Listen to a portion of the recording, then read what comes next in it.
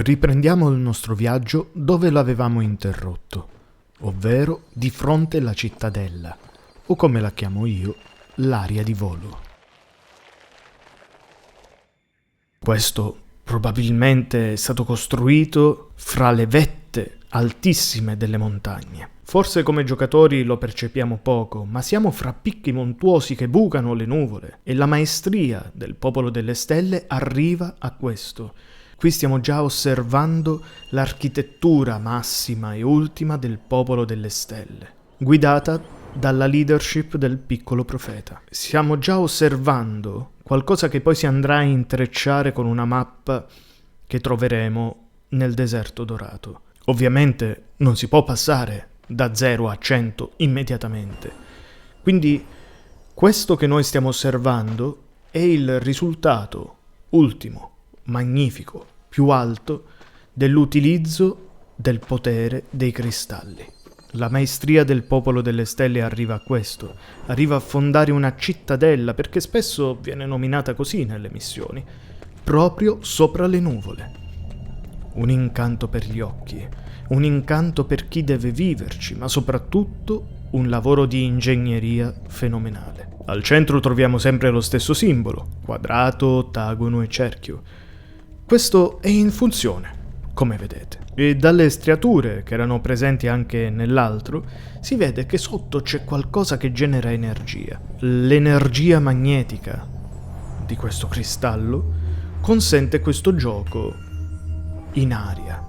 Consente la costruzione di queste sfere concentriche che ruotano in direzioni diverse, con al centro un nucleo denso e solido. Anche qui abbiamo una rappresentazione del mondo e dell'essere molto concreta. E non è la sola. Vediamo anche qui, stesso concetto, la base ruota, i cerchi ruotano. Anche lì, stesso concetto, la base ruota e i cerchi ruotano. Una cosa che possiamo notare è che alcune case sono sprofondate, cosa che evidentemente ci fa pensare che c'erano alcune strutture limitrofe alla grande cittadella centrale che poi nel tempo hanno ceduto o sono crollate.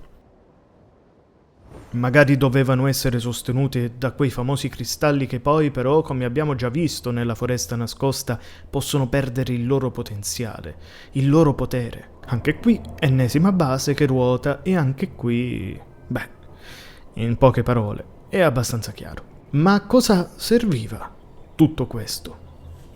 Qui siamo in una delle più alte forme di applicazioni della nuova tecnologia che abbiamo scoperto nella foresta nascosta all'interno del mondo di Sky. E probabilmente queste sfere servivano a mantenere l'equilibrio di questa cittadella, che appunto è sospesa sulle nuvole. C'è il sospetto che quindi laddove non siano più in funzione o manchino le sfere sopra queste basi rotonde, qualcosa sia crollato.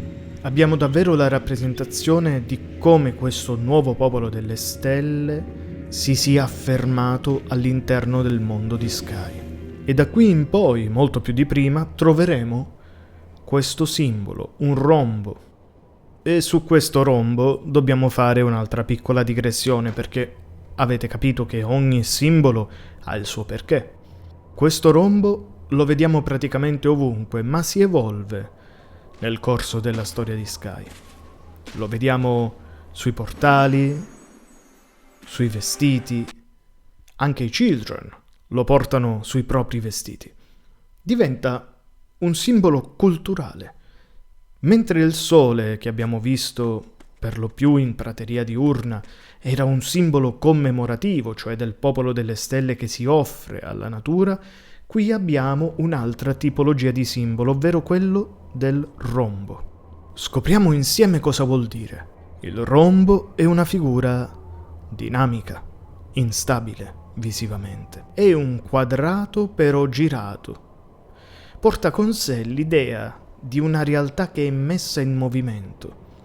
E quando un rombo è contenuto all'interno di un altro rombo, proprio come vediamo in più parti all'interno della Valle del Trionfo, ma soprattutto in questa struttura, emergono simboli legati a un centro interno, legati a un centro interiore, una stratificazione dell'identità, un'energia concentrica, ma soprattutto protezione, una tensione fra interno ed esterno. E questo concetto lo abbiamo già ribadito molte volte nella foresta nascosta. Ciò che abbiamo decretato alla fine è che la foresta nascosta era una fortezza, oltre che una miniera. Il rombo concentrico contiene quel terreno del quadrato perché ha un suo ordine, ha una sua struttura, ma essendo inclinato perde quella stabilità terrena, acquisisce una tensione e sembra puntare verso l'alto e il basso. Quindi è associato a energia di passaggio, apertura, ma quando appunto si ha un rombo all'interno di un altro rombo c'è un nucleo che è protetto, c'è una parte centrale che viene protetta dall'esterno. La sensazione di doversi proteggere è sempre più forte all'interno della storia di Sky che stiamo scoprendo.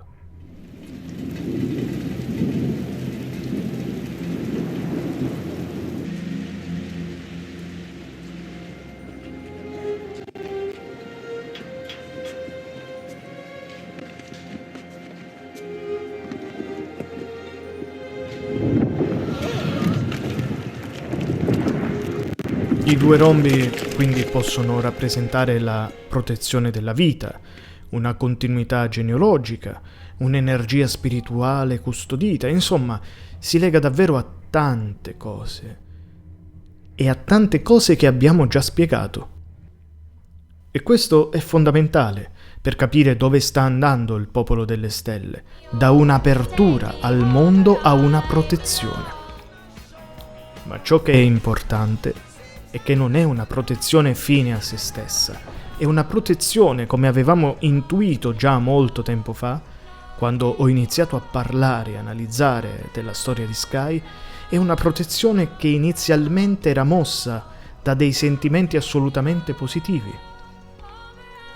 Il desiderio del bambino, orfano, di voler proteggere il suo popolo, quello che lo aveva accolto, che lo aveva raccolto nel momento più triste della sua vita e lo aveva portato con sé nella prateria.